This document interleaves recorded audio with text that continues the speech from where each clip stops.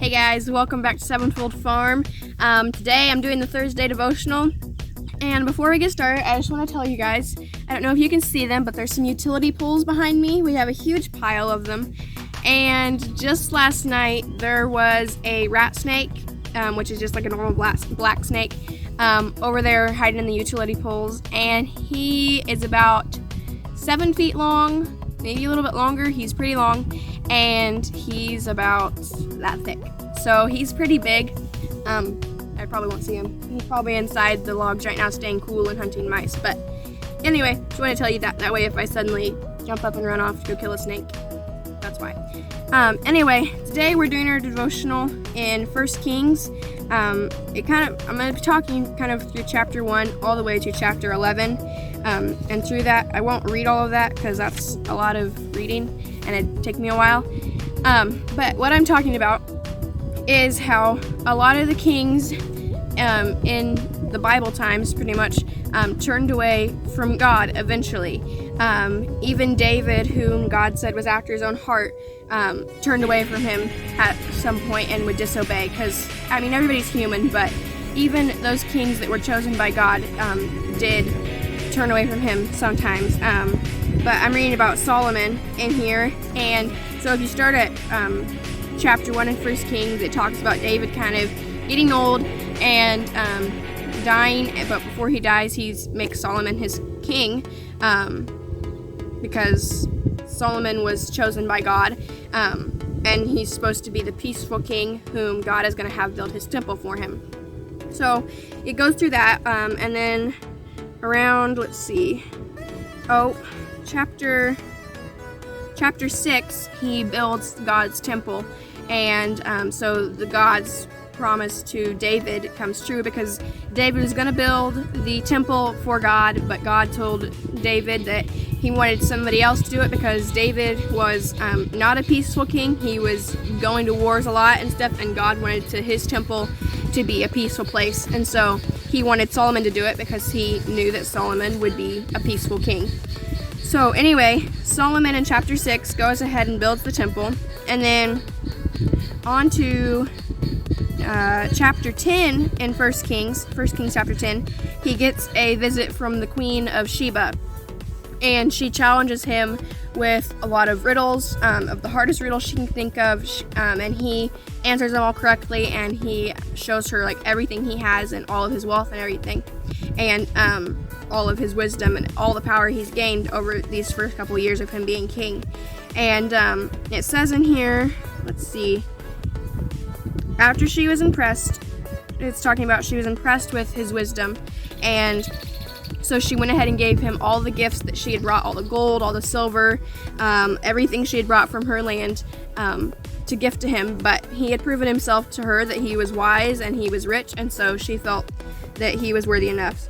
And so she did that, and then it's about in chapter 10 also that he used his wisdom to impress people and not to do his work for God. And it doesn't actually go ahead and say that that was a bad thing that he did that to impress other people, but it does point out that he used it for the world, to impress other people, and to not use it for God's will, like what he was using to help solve problems in the land of problems, and to use it for God's will of problems that needed to be solved.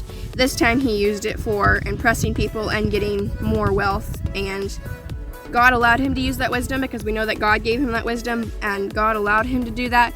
But he doesn't say it was wrong, but he does point out in here that he used it for his own good and not for God's. So then in chapter 11, it goes on and it says that Solomon turns away from the Lord. That's the little title of that chapter. And it just says that he had a lot of wives and a lot of people and advisors around him that were not Christians and did not believe in God, and so they pulled him away from it, and he wasn't strong enough to go back to God, and so he still believed that there was a God, but he also believed in tons of other things, and he worshiped other pagan gods and other things, and he turned away from God. And so once again, another king turned away from God, even after God had given them all this stuff that he deserved, or that he didn't deserve, but God had given him wisdom, he'd given him wealth, he'd given him all these things, and he'd blessed him, and then he goes and turns away from God.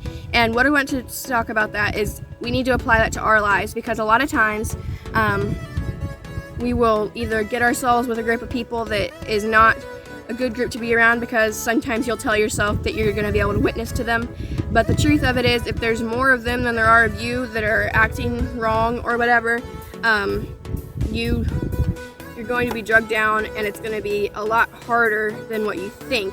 And so what you need to do is surround yourself with people that will build you up and make you stronger in Christ, and to help you, instead of people that'll tear you down and tell you it's a crazy belief.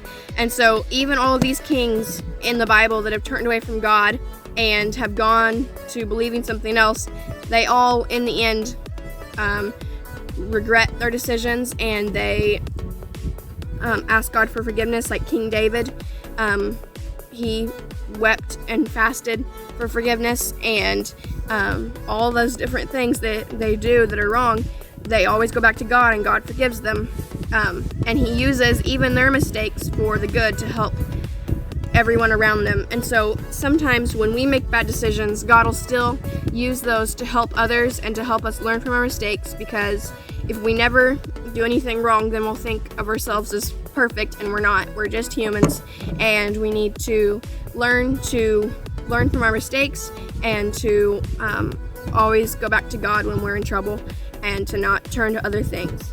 So thanks for watching. Have a blessed day, you guys, and see you next week on Sevenfold Farm. And no black snake this time, but he might come out soon. See you guys next time. Bye.